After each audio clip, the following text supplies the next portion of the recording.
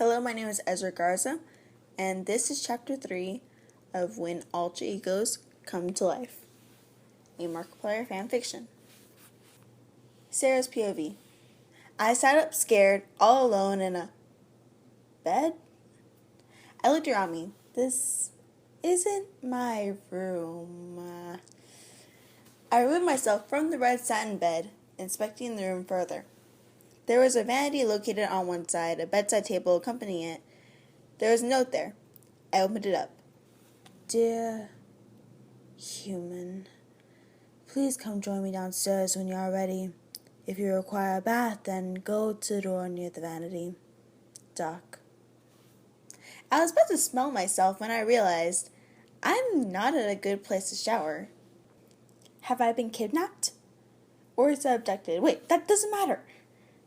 Without hesitating any longer, I went out the doors, only to be met by a mannequin who swiftly flew past me towards the bed.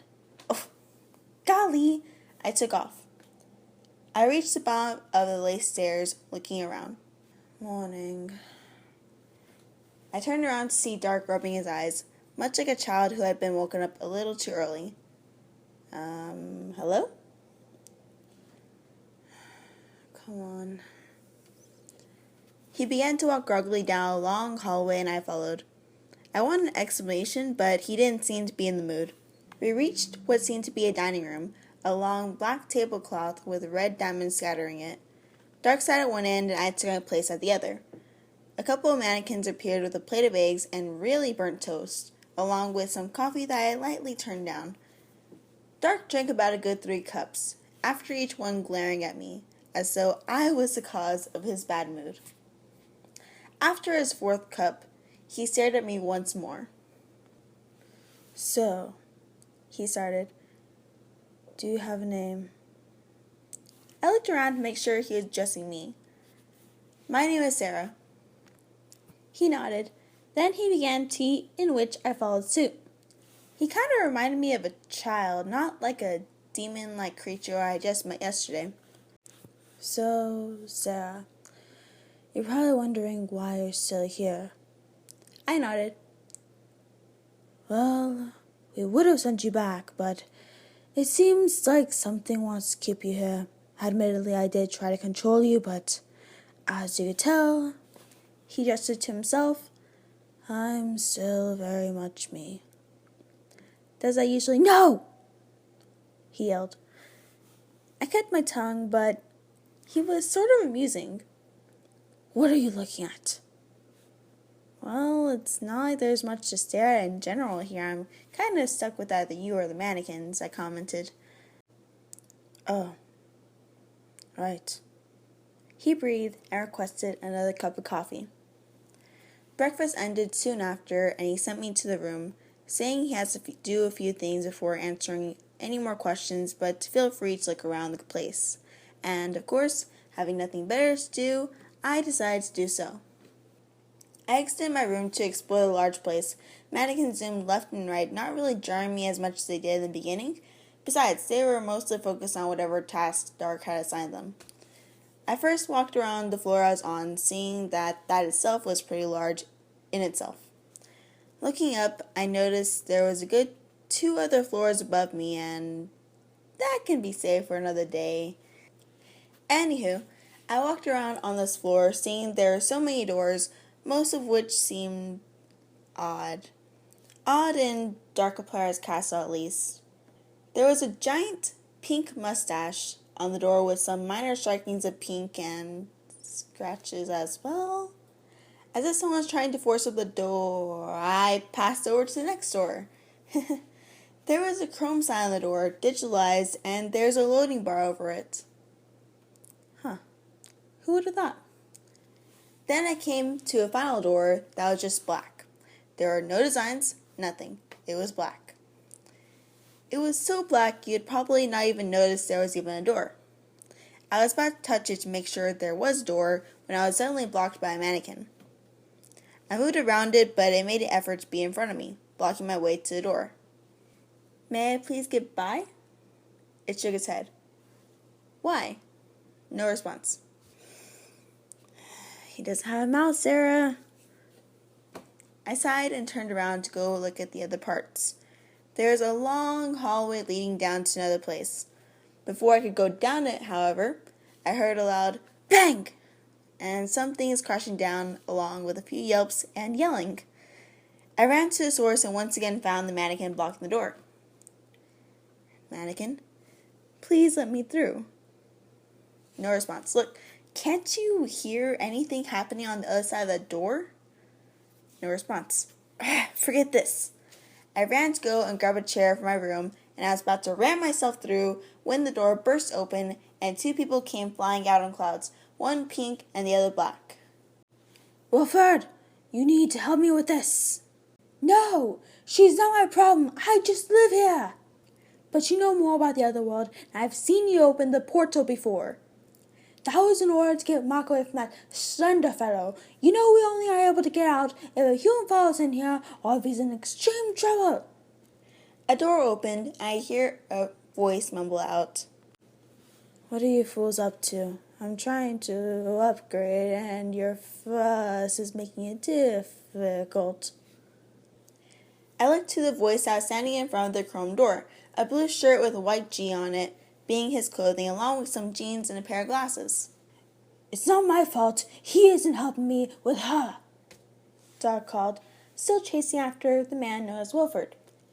He had a pink mustache with a pale yellow shirt with a pink bow tie and even pink suspenders attached to some light brown jeans. The man, who actually looked similar to Dr. Wilford, looked over to me. Hello there, human. Pleasure to meet you. I smiled.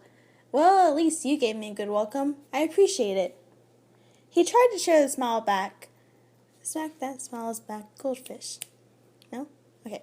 But then there was a knock over by Wilford, ramming into him, trying to still run from the ever-raging Darkiplier. I helped him up, and he let out a soft thanks, and began to form a blue cloud around him, his white G glowing ever brighter. Upgrade complete. He took off after the two, and the three of them started to fight. I sighed and looked over to the mannequin, who seemed to be watching the three. Does this happen often? Surprisingly, he nodded. And this is why I should have looked the other way? He nodded again. Or she. It? I couldn't tell. As it kept flying around, I decided to go down the hallway I wanted to go down originally. All it led to was a balcony that showed the horizon of the world. It was dark all around, the same red hue there watching over the works of whoever created this world. It was odd, but the mannequins really didn't seem to mind, nor did Mark's other alterations. Speaking of which, I haven't been able to watch a single video since I've been here. Who knows how many videos I've missed by now? Crash, crash, crash, crash, crash. Wilford, do you know how long it took to bring plates into this realm? Well, I'm sorry if it was my way. Will the two of you stand still long enough so I could beat the living hell out of you? ... I walked back inside and found them still flying around in their clouds. I looked around me till I found another chair. I got up to a point that I could aim for them easily, and as Wilford was about to pass me, I threw the chair at him, knocking him upside the head and pausing his flight, letting Dark and the chrome guy run into him and all of their clouds, shifting and disappearing from right under them, sending them zooming down onto the mattresses that were brought out by the mannequins, from their separate rooms, of course. After they recovered, they all looked at me.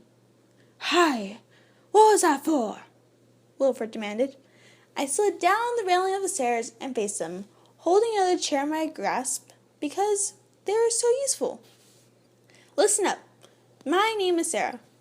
This isn't my world, and I really don't intend to be here very long, so you're going to help me get out of here.